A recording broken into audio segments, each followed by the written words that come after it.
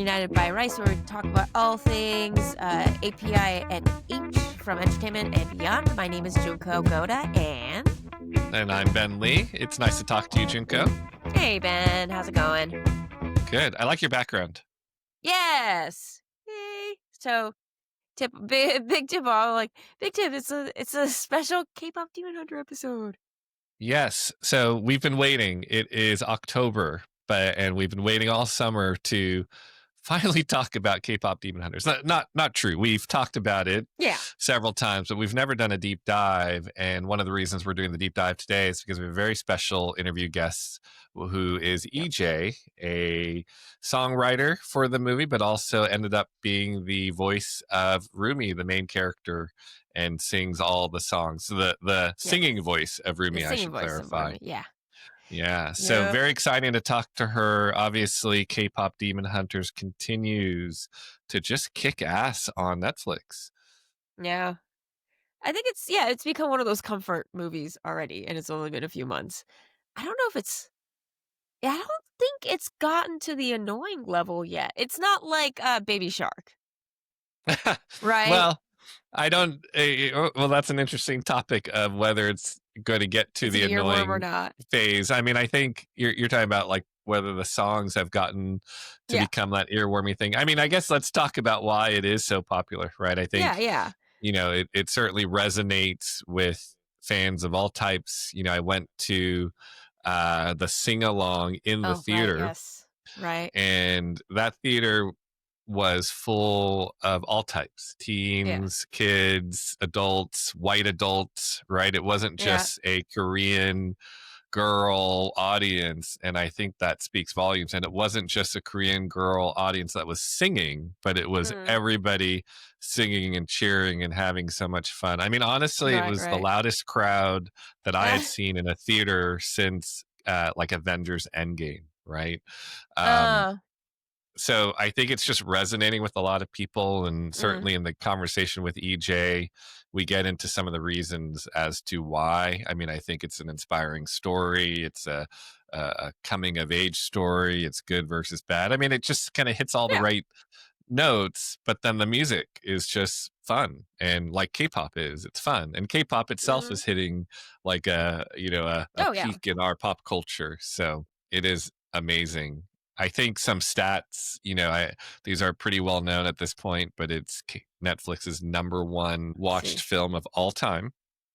Not just animated film, like #1 film of all time. Right. It's, I think if you pop Netflix on right now, not only is it still in the top 5, but the sing-along version is in the top 10, right? So they're hitting 2 spots. And 4 of the songs right now are in the top Billboard, top or Hot 100, and in the top 10 spot, including the #1 spot for Golden. So crazy stuff. Yeah, I mean, this is where I would have to like refer to when it comes to why is the music so catchy. I would definitely have people go over to Howard Ho's YouTube page, because he breaks down. He's been breaking things down from Hamilton to in the Heights to, that's all the Manuel Miranda. So what happened was that he ended up having this like Twitter exchange because his breakdowns on music is so good. So he does do a special episode of breaking down Golden. If you're into music theory or anything like that, I don't think I might try to watch it, but I don't have the musical vocabulary maybe to follow, but we'll see. So anyone who wants to check that out, definitely go over to his YouTube page. Yeah, and you know, I think we've talked about it. I'm not like a big K-pop fan, and it's hard for me to like pull out what's going to be a big song or not. So it's hard to know, actually, Ben, right? how about this? When was the first time you heard Golden? It was when we watched the film. In the sing along. No. Oh no. You know, I mean, I got a screener before it hit Netflix for everybody else. It was definitely when I watched the movie the first time. And at that time, you know, and that song and a couple of the other songs, I was like, oh, you know, these are as good as like any Blackpink song, right? Like they're not to say that that's like the upper echelon of music, but But it sells. catchy and Yeah. fun, and it Right. was hard for me at the time to know, how big this was going to be. Mm. It's crazy. I mean, in talking to EJ, she definitely, when they were writing it and recorded it the first couple times, she said like, "I think we have a banger," right? So I think Yeah, yeah, I think she knew, and I'm sure yeah. others knew, but I didn't know. That's Yeah. really what I I think heard. it's also just with Golden how it's structured, but, like, its progression. It's the message is positive and also the arrangement of it is, like, a positive just musical progression that Yeah. I think ends up being the earworm, but you don't Mm. mind it, compared to, like, Baby Shark because Golden is actually, like, a positive message, Yeah. and it 'cause I find myself, like, humming it, and it just makes me feel better, Uh, or else, the yeah, other sure. my top 3 worst earworm the other one was Britney Spears back in Which song? it Hit must have me been the hit year me one more 2000. time. Like, Something it was year 2000, so it was something like that, and okay. that was, like, excruciatingly annoying because the message the tune's catchy, but the message is, like, Mm. whatever. So Yeah, yeah. so this one has been a pleasant earworm, actually, for the last 2.5 months. That's been stuck in my head, and yeah, so, Yeah. it's an appreciated earworm. Yeah, well, I guess that's true. I mean, usually we open some of these episodes talking about the news of the week, and it's usually not great news. So I think some just good old happiness and fun songs Yeah, are the kind of things that people want right now, right? definitely, definitely a clamoring to it. Yeah. One of the things that I think is worth mentioning is there's other talent obviously involved in this project. So I do think EJ maybe is the star. We certainly got to give our Right, hats off to the directors right. Maggie King and Chris Applehans, but EJ wrote most of the music, performs at least through Rumi most of the Yep. songs. But I think the other thing that's very noticeable in this film is the animation and the animation Yeah, style and all the nods to like current Korean like teen culture, yeah, yeah. through the cup of noodles and the cell phones Right, and right. everything. It's pretty spot on, right? Yeah, and just, It's like, a lot of the fun. guys is like, the Sasha Boys hairstyle, I actually got to MC a Japanese boy group. I think I mentioned it earlier, but, Mm, it's it's a little bit it's a formula, but yeah, it's a fun formula, I guess people understand it. So, it's a shorthand, right? So, when you watch it, I think kids feel like they are 'cause, because this is an all ages show anyway. Well, yeah, maybe, like, 5, 6, 7 and above, because the monsters might feel a little bit scary if they're too mm, little. But yeah, maybe, yeah, but, like, the themes and stuff, it makes kids feel grown up, because, like, "Oh, look at all these grown-ups appreciating K-pop Demon Hunters to this level," so the kids are excited about it. yeah, Um, and even was it, Djokovic, the tennis player? hmm Like, that K-pop Demon Hunter hit a certain level when he was doing the soda pop dance, right? the little Yeah, yeah, shoulder yeah, and thing. this yeah, yeah. Yeah, When I saw that, because he's like, "Yeah, my daughter made me learn it, and then she made because it was her birthday." And he's like, "Yeah, she made me promise that, like, I would dance if I won." And this is, like, millions of people watch tennis all over the world. yeah, And that's when I yeah. was like, "Oh, shit, okay, yeah." I'm like that's when I was like, "It's at a different level." It's happening. It's happening. Yeah. Yeah. Well, the rest of the cast we could also talk about. So let's talk about the singers first. So as Mhm. I mentioned, and as we know, EJ is the kind of primary singer Right. who plays Rumi. The other singers are Ray Ami, right, and her character's name Zoe, right, Mhm. and then the third member of the band is Mira, performed by Audrey Nuna, Mhm. and then their counterparts who do the regular voice acting.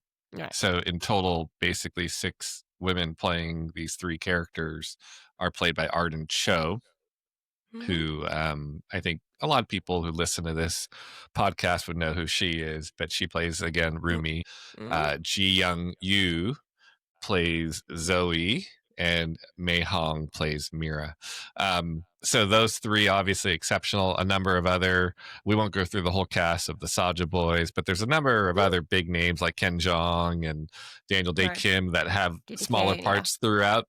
Yeah. Yeah. Um, it really is, this wonderful all Asian film that now famously, right? Sony, so everyone knows this Mm. story now. Right. Sony had the original rights, didn't ultimately believe that a all Asian They animated film didn't about K-pop believe! would do well, and so Netflix bought the rights to distribute it, and well, I The think rest it's is worked out pretty well. history. Yeah. Yeah. Yeah. Yeah. Oh my god. Oh, well. It's like, oh, wow. You've Yeah. mentioned the song Golden and giving you an Right. earworm. And by the way, I didn't think we were going to be talking about Baby Shark today, but are there any of the other songs that you like between the Saja Boys or the Huntrix band? Right, right. Yeah, I mean, their most famous one, like the Soda Pop song. Actually, yeah, like I've been driving around LA a little bit more lately, so I just randomly was like, I was like, Siri, play the K-pop Demon Hunters album. Yeah. And I didn't Yeah. realize that the Soda Pop song is actually quite like the arrangement is pretty diverse and um it has a lot of like slow moment like she really stuffed a lot of tempo and dynamics into that one song. Yeah. Yeah. So I thought, and on my, I don't know, probably third or fourth listen to it at that point, I was like, oh, I was like, oh, and I appreciated the like the different the diversity musicality just in that one Hmm. song as well. Yeah, yeah. And then I guess It's the free one too. the free one. The love, Uh, I don't know, it's like the Lovers song. oh, yes, yes, yes. And then Please there's like take me. how it's, Yeah. I think how it's done is another one of the big ones that I like personally. Yeah. Yeah, yeah, yeah. That bike ride I went on several weeks back in Right. Iceland, Uh-huh. and I had to create myself a playlist Oh, yeah. because I needed something Yeah. to take my mind off of how bad my body was hurting. And Oh, okay. No I, Game of I, Thrones audiobooks for you. no, I downloaded Okay. Golden, the David Guetta remix. So it was Golden plus even a little Oh. bit more of Yep. The an bass to it. electronic Yep. beat. That was a lot of fun, and that's a fun song for sure. Yeah. Yeah, yeah. Um, How about you? G- any favorite what are your songs? favorites? Yeah. Or are you neutral or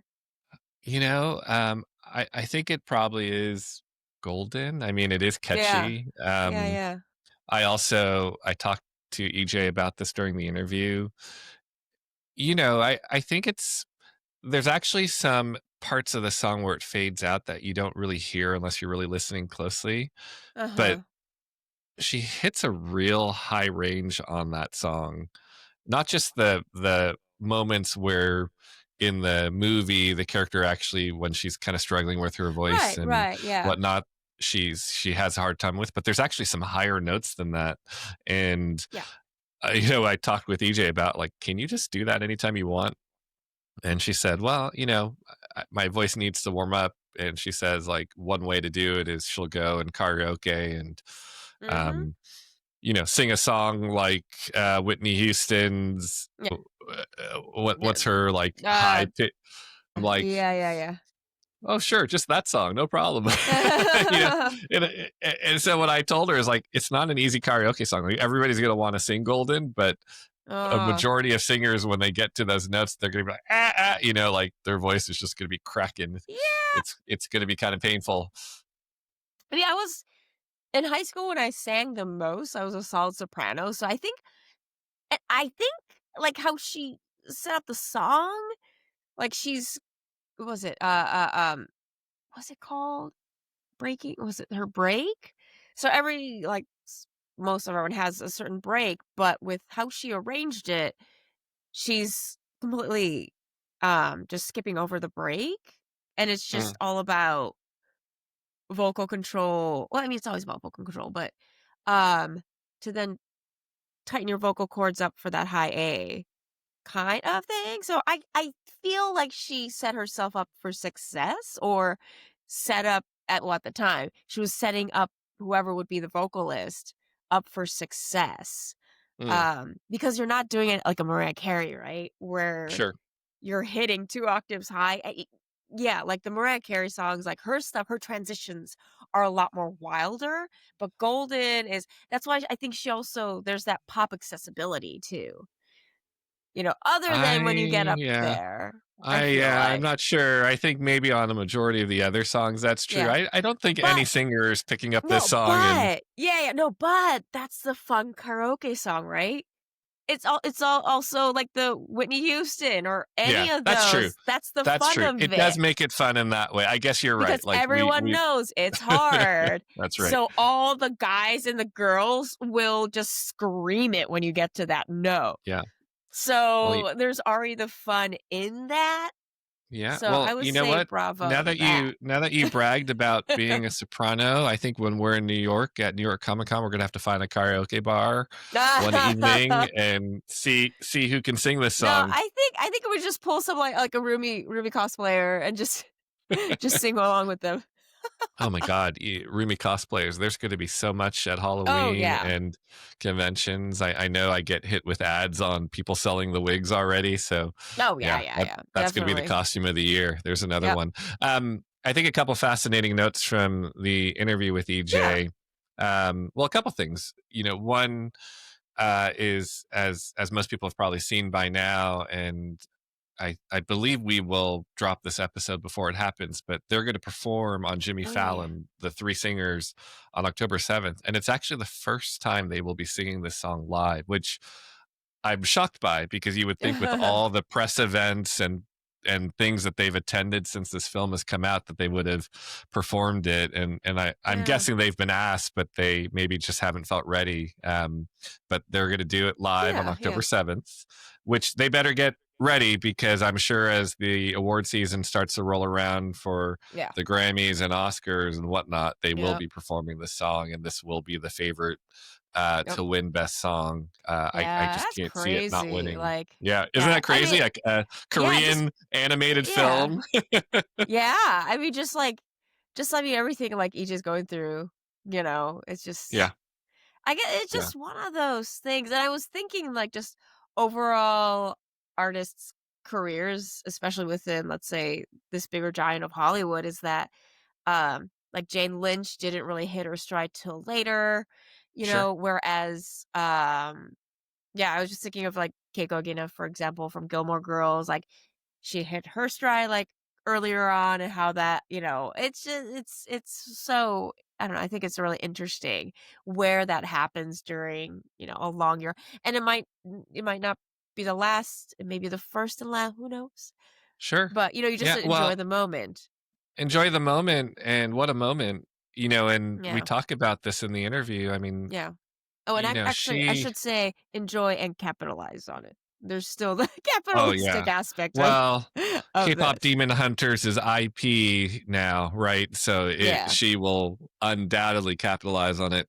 But I think I asked her a question about that. So, first of all, some background, and we talk about this in the interview as well. She had tried to be a K-pop idol.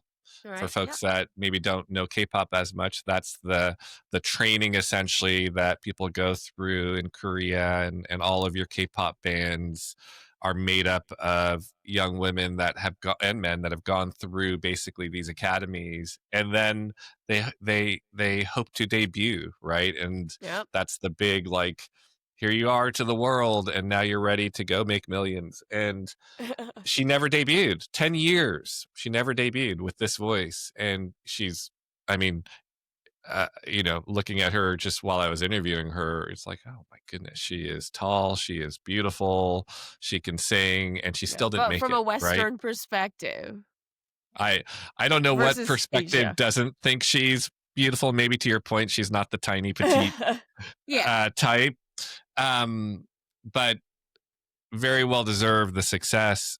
You know, we certainly hear terrible stories about people that kind of succumb to the pressure and Mhm. sadness and depression that can often come with that. She turned it around and said, I'm going to stay connected to the K-pop world. She started to write Mm. for a lot of major K-pop labels, Yep, and and she you studied know, at NYU, Tish.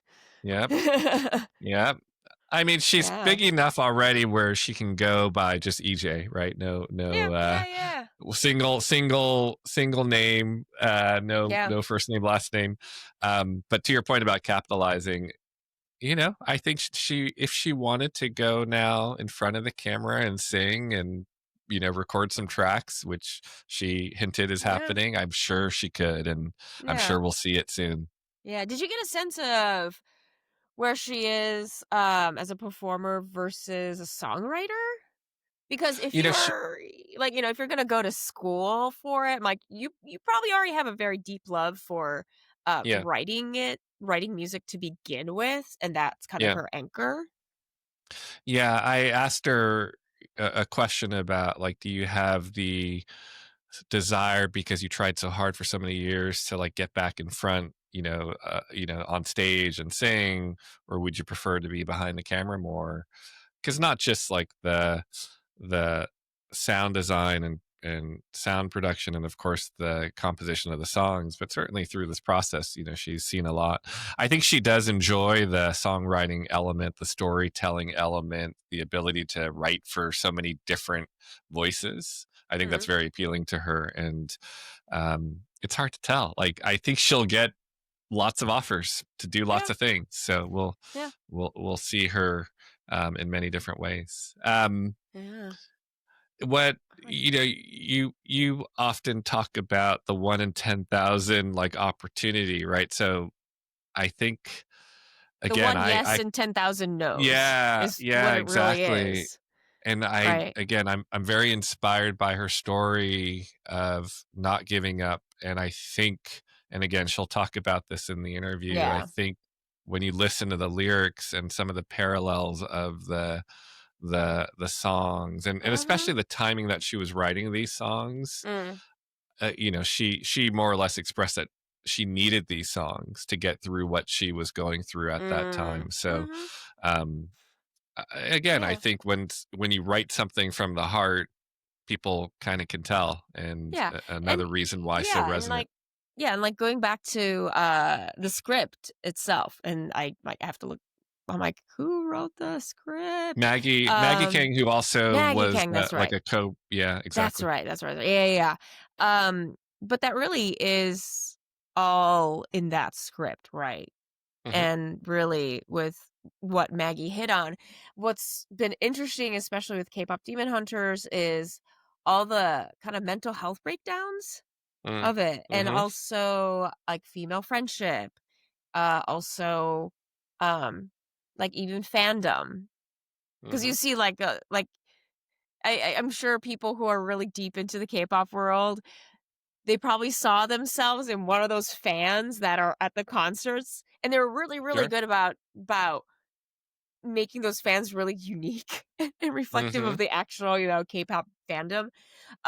Yeah, yeah, so I think it really is just, all starts from the script, and obviously Maggie expressed a lot of herself into that script, and there's something obviously that EJ, and I'm sure EJ sat down with Maggie Sure. and the writers and discussed everything, but, they're definitely on the same page, and clearly it's a common theme that a lot of people can understand too.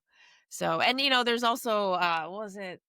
There's, like, like a therapist doing, like, hot takes on it, but, like, generational trauma Sure. is addressed, and, also, uh, the parent to child, like, the pressures as well, and yeah, so it's super Well, interesting. I think you're talking about a couple things too, right? The film, at least what I learned from EJ, she started writing the songs before she even saw a script. There was an Mm, outline. And so I think another maybe takeaway from the things you're saying is really good writing on both sides, music and script.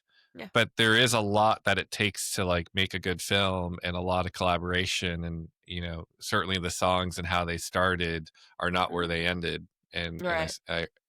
she shared a lot of that information with me as well, because then you start to modify what you're Mhm. writing to the characters and to Mm. the script and whatnot. So, no easy sequel, I'm sure, in terms of guaranteed Yeah. success, but it speaks to, this was a real, as much as it might have felt like it came from nowhere or came out of Mhm. nowhere for people, this was a real investment of some great filmmakers.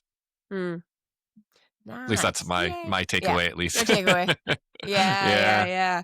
On that note, Well, but doesn't yeah. we can kind of transition. I think, we have some next stops that are probably worth mentioning. You and I, for different reasons, are going to be at New York Comic Con. So we've already Yeah. touched upon how much New York Comic Con, Huntrix and Soldier Boys cosplay we expect to see. Yes. Yeah, yeah. Yeah, But with we would certainly like to say hi to anybody. So if you're going to New York Comic Con, um, reach out to us, say hi. If you have ideas of things you'd like us to cover and talk about, please let us know. As always, we are United by Rice on Spotify, on YouTube, and on iHeartRadio, as well as United by Rice podcast on Instagram. Go Junko or Junko and it's Ben Lee on Instagram if you want to follow our individual Instagrams. And we will be coming back to you very soon with a couple other great episodes. But for now, here is our very special guest, Ejae. Yay.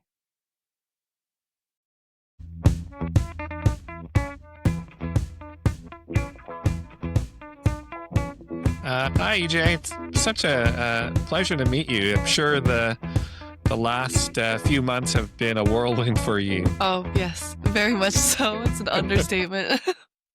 Well, I know the project actually goes back quite a long time. I'd love to hear more about how you even came to be part of this project. Yeah, I got on this project around 4 or 5 years ago. My good friend Daniel Rojas was in the project, and he brought me in, and, we just kinda started there. We kinda were the first, we were literally the first, musicians in the project before the script was written. And, yeah, I think we kind of created the blueprint of, what the songs were gonna be sounding like, kind of, or how the directors kinda wanted to see where it can go. We kinda, brought it to life for them. Mm. So, when you say that you joined before there was even a script, Mm. how much of the outline existed? Was the concept of Demon Hunters, the concept of a three woman band, a lot of that already established? Yeah, that was already established. The idea of, in Korean, aqua, sun, the good and evil, the girls being K-pop idols but also slaying demons, that was all in it, and, Rumi being half demon, half, uh, Cape demon hunter, that was in it too. So finding her voice, what does it sound like when she does accept her demon side? All that stuff was part of the process. Okay, so then as you're crafting these songs, Hmm. wha it's gotta be very different than, I know that you have written for some K-pop bands and done a lot of songwriting over your career, but Hmm. how does the process change when you're, trying to write songs for a potential animated film that you Hmm. still don't have visuals for? Well, I don't, you know what it is? It's actually quite similar to writing with artists. You kind of learn about the characters. That's what is more important. Everyone has a story, whether you're an animated character or you're a real person, right? And they tell you about what they're going through, and then so you write about it. So it was actually really, really, really great and challenging, but still really fun to work on. And because, the directors would tell us, hey, this scene, Rumi or Mira or Zoe's going through this, and their characters are like this, these are their characteristics. Can we emote that in the lyrics and the singing? And that was, fun to kind of sonically find out what that would be. And it is different from like, K-pop writing, because K-pop, it's like you're writing for a girl group and you're writing for like a concept or something hooky. But here you have to find something hooky and also fit the storyline.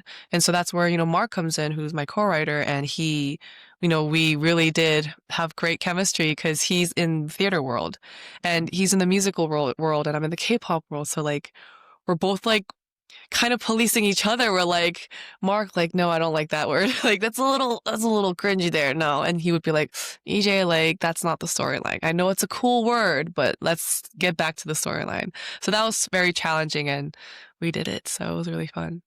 Now, what were the songs? Did you have to ultimately sing the songs to get the project greenlit? Yes. You mean in the very beginning? Yes. Yes, when I was writing it, I was also, because I also vocal produce and sing all my demos. Yes, I did sing all the demos and vocal produce them.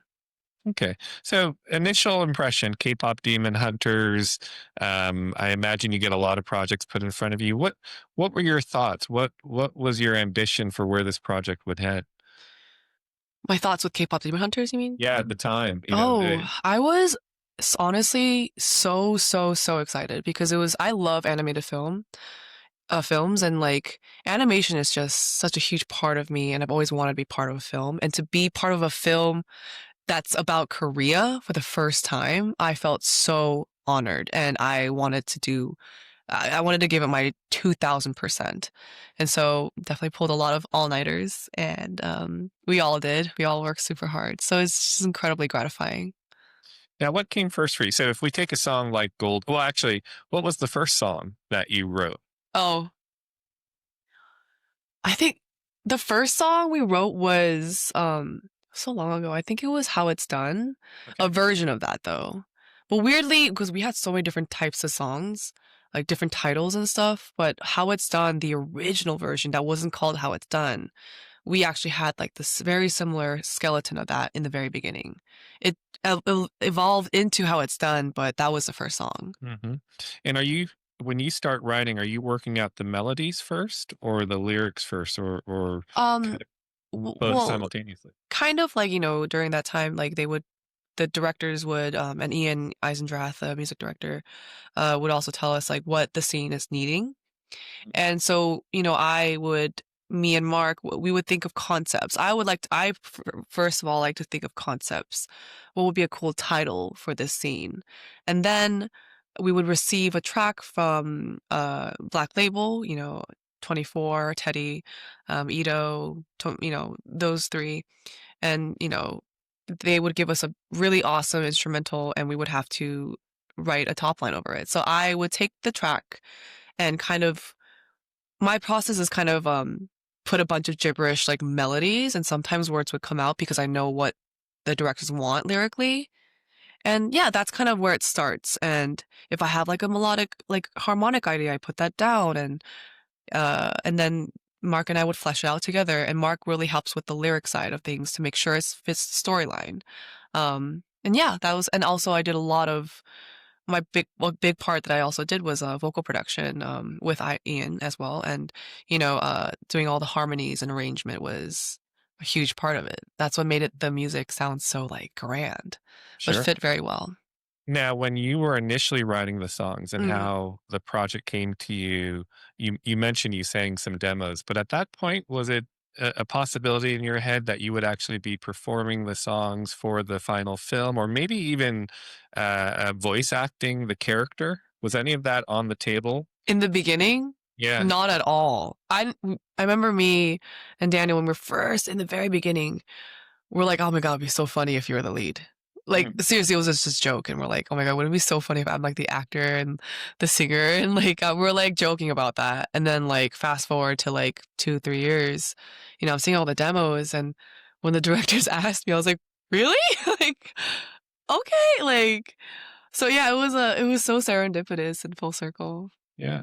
And when you take a song like Golden where you're hitting such a range. Mhm. I think at that point it had to be fairly obvious that you might be the only person that can sing this. And I'm curious for a song like Golden Yeah. and that range, it's a very bad karaoke song because most people can't hit that range. I think it's Is a that great karaoke song. It's so well, fun.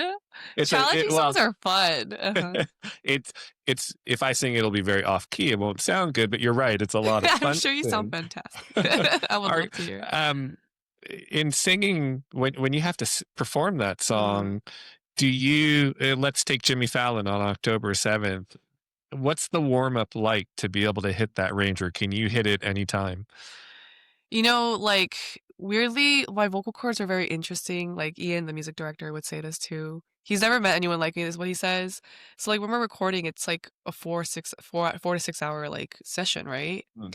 My singing gets better and better the more I sing. I actually don't get tired out. I sound the best after 4 hours of singing, and I sing higher notes because I, like, warm up my voice. And Mhm. so, with, Jimmy Fallon's coming up, I haven't sung Golden in a very long time.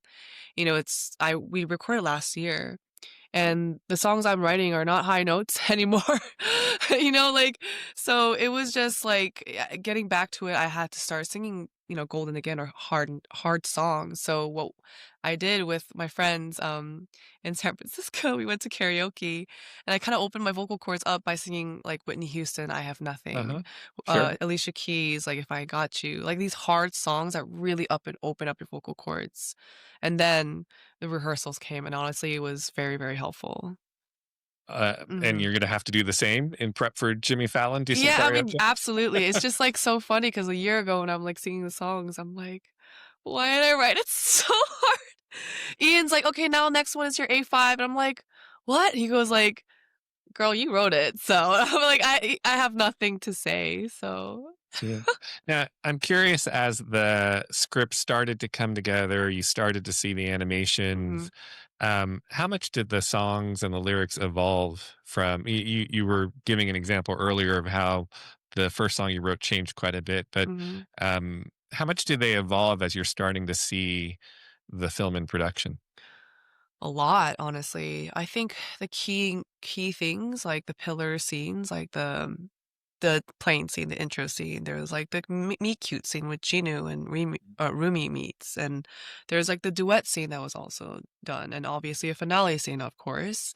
Like, those were kind of, like, pillars, so that wasn't really changed too much, but, like, the storyline was constantly changing. So the more the storyline changes, the more the songs have to change. Some songs were great and we all loved it, but we had to delete it because it's not following the story anymore. Mhm. So yeah, it was a whole process. Okay, so now film is a massive hit. I think even the last time I checked a couple days ago, Mhm. K-pop Demon Hunters is number 1. The sing along is like number 6. It's just such a global It really phenomenon. is. What do you think is the main reason why it's resonating so much? And I went to the sing along. I took my daughter, and there were, of course, a lot of young girls in the audience, but there were older white men in the audience singing along. It is just a phenomenon like I haven't seen. Oh, I think there's so many. I think, first of all, it's like a movie that's honestly kind of new in many different ways. They're experimenting in a lot of different ways. First of all, first animated film based in Korea. And not just showing Korea modern day, like the back in the day Korea traditional stuff. And that hybrid and also this new concept of K-pop Demon Hunters is so fresh.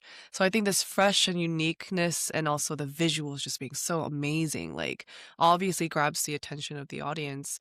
But on top of that amazing, visual and concept, the songs are hitting, they're not just songs like, sonically, like the lyrics and the lyrics and the message just I feel like is what really resonates with all the audience. It's like doesn't matter if you're Korean or not, like everyone has a struggle with duality, especially right now. Like everyone, Sure. we're all together here and duality is definitely a struggle, whether it's like the good or bad or Korean American, And so I think that's a universal message and also just the whole message of, everyone has flaws and it's really hard to sometimes accept them.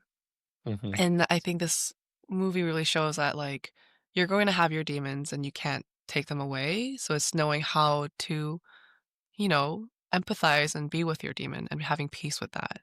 And everybody resonates with that, I think. And yeah, and it's just beautifully in a bow in an hour and 30 minute with great songs.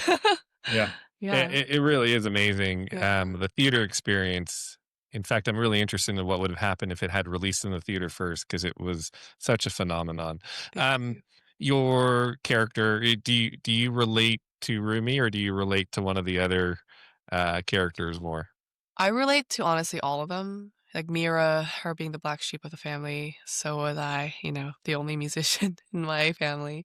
Mm. Zoe being Korean American, not knowing am I more Korean, am I American, like not knowing that. And also Rumi, of course, her struggle with, trying to be perfect and, me being a K-pop trainee myself. I was a K-pop trainee since I was 11 and, 12 years of that.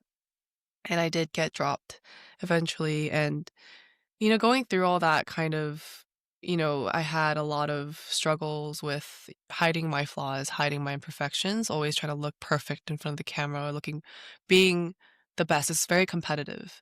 Mhm. And especially Korea too. Like Korea is such a hardworking country, but one of the downsides is like they strive for perfection, and that can be very toxic and really it can hurt you Sure. mentally. And I think that's kind of the struggle that Rumi has, her with her demons, like literal as well, that she has her insecurities, trying to hide that constantly and trying to push that down is only going to make it worse and grow inside more. Weirdly, like not accepting and just ignoring your insecurities will make it grow even further. So I think that's where I put that personal experience in the lyric and in the singing. And so even Golden, I was going through a hard time. That song was a song I felt like I needed at that time and it helped me lift my spirits up, and Mhm. made me feel like just to keep going even if it's hard. And where did you find that resolve? Like, we sadly, but it's quite well known that people that go through the idol experience, do suffer sometimes from Mm, a lot of the things you talked about, image issues and yeah. depression, and not, if not worse. Mm. How did you not only get through that, but also stay connected to that world actually, and even today still very much connected? I have like a strong, like a polarizing relationship with K-pop because I know I've been very hurt in the industry as well, but Mhm. also gave me so many amazing opportunities. But like I think what gave the resolve, everything has a good and bad side. I think, it's not about I think it's how you react to the experience. If you're gonna take it negatively, where that leads, but I think there's always a good side to even all the bad experiences that you have in life.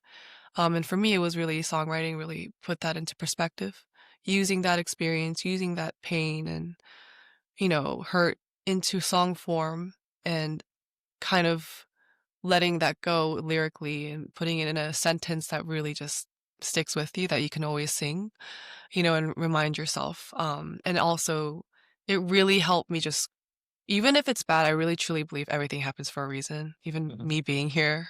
It's Mhm. crazy. And I think that's like the biggest thing of like following every path, good or bad experience, they're all at the end creating who you are today. So yeah, that's my result. What has been, and if you can't pick one, feel free to mention a couple, but what's been your biggest pinch me moment over these last few months as you've gotten I'm sure you've been nonstop on press tours and So many. I'm pinching myself right now. Like this right now, speaking to you, I'm just like, what? Like, am I dreaming? Like for me, as a songwriter, getting a Hot 100 number one was always a dream. I never thought was possible for me. And being Korean American and doing that in the States is just means so much to me. That was a huge pinch me moment, and I cried so much that day.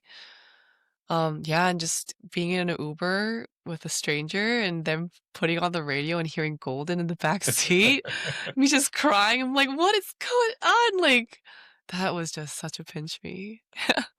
I imagine people recognize you now, but early on, did people recognize you? Because obviously it's an animated film, and Mhm. I think I think people are still actually getting used to learning who the names of the actors are, the Mhm. singers behind them. Mhm. Yeah. I get now I am definitely getting somewhat recognition, Yeah. like, I just took the plane to Korea, and the whole cabin crew knew who I was. So they all came one by one, and the pilot came too. Oh, wow. And I felt so honored, yeah. Sure. Now, going back to kind of the making of the film, did you and Arden Cho, spend any time together in terms of developing, I guess, the vocal identity of the character? Because you're essentially two people playing Mhm. one character. Mhm.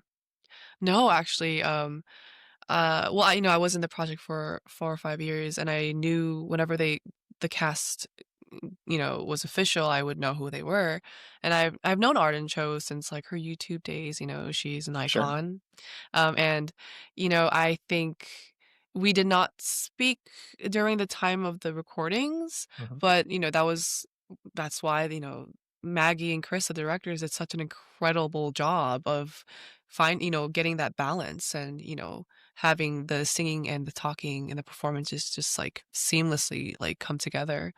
And I saw her at the premiere and I'm like, Arden did an incredible job giving life to Rumi. Sure. Like, my scene that I love is the scene where she sees Celine at the end when she's like in her demon Mhm. form. She's Mhm. like, "Why couldn't you love me? All of me?" And I just like made me cry so much. So shout out to Arden. Like she seriously killed it.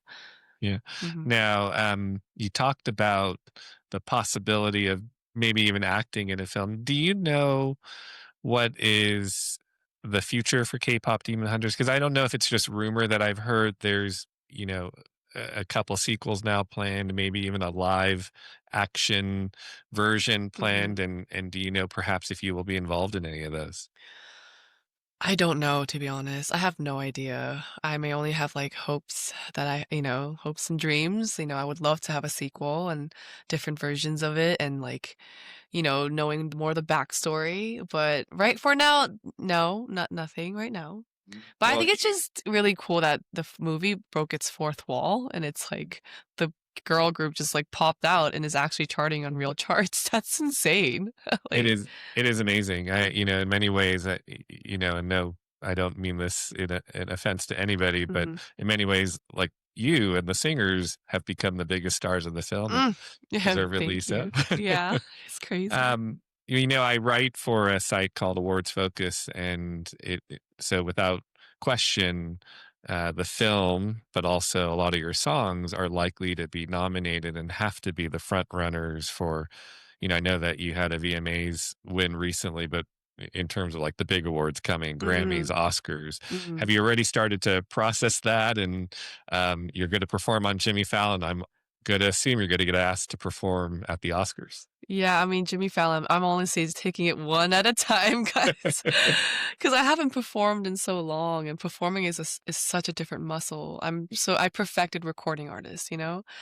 But, definitely so excited, so honored to be even thinking about this. The fact that we're even talking about this is just not normal, like, it's insane. I'm trying to wrap my head around it. Oh, I try not to talk about Oscars too much because it makes me so nervous. But oh my god, I don't know what I would do. I think I would faint if I if we win, I will definitely faint, I think.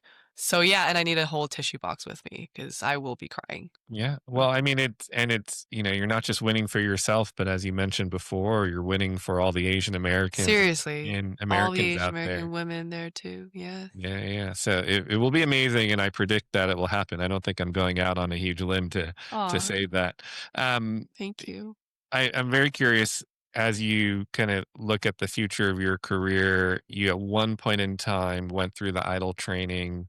I'm sure you're getting sent millions of ideas of, hey, how about a little concert with the band? Are you excited about the prospect of performing live, or have you grown in love with the writing and production piece of things and want to stay behind the camera? I'm not gonna lie, I love staying behind the scenes. I've seen fans being like, "No, now you could be a star," and no more hiding. It's like time to shine. But like for me, it was like a choice. Like I chose not to be an artist because I knew I had to be real with myself and honest. I'm like, I don't think it fit with my personality at that time. But right now, like meeting, Ray and Audrey and singing with them, like it really sparked a different interest in like the beauty of performing. I don't like I'm not obsessed with it. It's still I have stage fright, so performing again is a very different muscle. I'm very nervous, but definitely it sparked an interest in like artistry and what an artist is to me. And so I am writing songs and maybe releasing singles for me.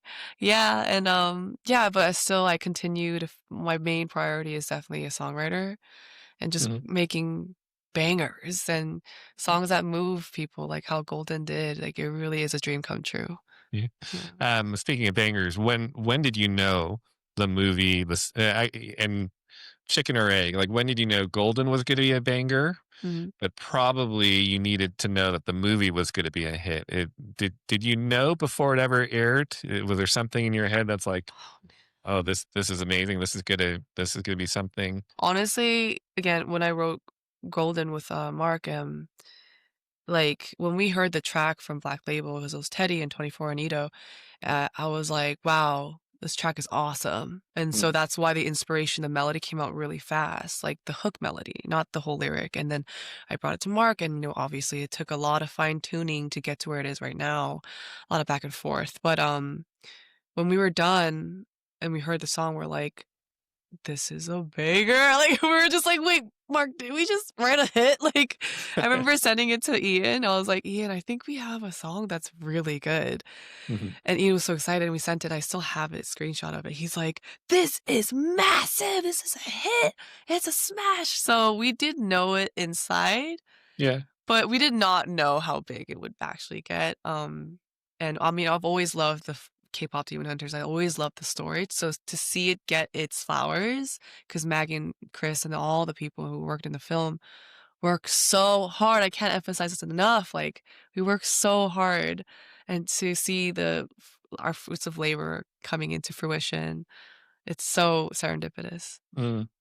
And there are moments like in the film where you have a song and it blows up, and that's how K-pop works. Is how we're Yeah, told, right? yeah. I'm curious now that you have gone back and had some time to think about the film. What do you think the film really does great about reflecting Korean culture that may be a little bit more subtle to American audiences? Oh, I think a really big one is, Korea is a country where, we really do care about how other people feel, our image, or whether it be like, oh, let's not like interrupt, or be a hassle to our neighbors or something. We really care about, people around us. It's a very interdependent culture. So, like when we go through something hard, we tend to not want to burden others with our shame or with our struggles. That's a big part of the culture. So, with K-pop Demon Hunters, seeing essentially Rumi doing that, and Mira and Zoe keep reminding, hey, like talk to us. That's so real. And at the end, the importance of, hey, you can't do things like this alone. Like if you're going through something, like talk to your loved ones too. Like it's not a burden to them. They're more than happy to help you. So that's a huge, huge message I hope people took from the film too. Sure. Well, I've got two fun questions for you. Mhm. The first is, karaoke. You brought it up earlier, but let's say you need to get hyped up for a workout or something. What are your three songs? Your three go-to songs? Ooh, my 3 songs. I love If I Got You, Alicia Keys. That's just Mm, a good warm-up yeah. song. I love, Rihanna, Pour It Up, Pour It Up. It's such a good Yeah. song. Ooh, and I also love, 21 K-pop song. It's, 내가 Uh, 제일 잘 나가. Like, it just brings perfect. confidence. Yeah. Perfect. I'm going to add them to my Oh, cycling. you need to. Perfect. Trust me. And then for the podcast that I run, United by Rice, we always ask this question, but what is your go-to rice dish? Let's say a long shoot, a long day, and you're just craving something that reminds you of home. Rice dish? Hmm. Well, I know this is a dish that comes with rice, and you have to eat it with rice. It's kimchi stew. Mm. That's my favorite food. Like, when people ask me, like, like, your last meal that people Yeah. talk about, like, in jail, but that question, I always say kimchi stew. And when you say kimchi stew, you're talking about the kind that has like the rice cakes and everything in it as well, not just the kimchi. No, it just has kimchi and, like, pork rib. It's like Ah, kimchi yes, yes, jjigae. yeah, Yeah, it's a kimchi, yes, yeah, yeah. and it's, like, kimchi focused. Yeah, and Uh, then the rice comes with it. It's just, like, poured the rice in. So yes. good. Yeah. On a scale of 1 to 10, how spicy? It's not that spicy. It depends on who's making it. If I'm making it, probably 10. I'm kidding. No, like, I think it's, like, 5. Mm. All right. Well, I don't know how it's you've gone so long without performing the song live on television, so I I'm had excited. bronchitis, so Ah, that, like, oof, that was bad for my vocal cords, but yeah. yeah. Well, I'm excited and congratulations about Jimmy Mhm. Fallon on the 7th. But of course, congratulations overall. It's been such an amazing thing to see this film really stand up and do so well when Mhm. everybody says movies are dead and whatnot. And it's a tiny Korean American film that has really, Right? Just a you know, tiny little film. yeah, So teeny tiny. raise. Well, I say tiny only because it kind of came out of nowhere, right? It If did, you're it really yeah, I get what you yeah, mean. yeah. Yeah. So, but it's been a pleasure talking to you and good Yeah, luck the rest of the way. And hopefully I will see you at the yeah. Oscars. Thank you so much for these awesome questions. I had so Of much course. fun. Yeah. Take care. Bye Okay, bye. bye.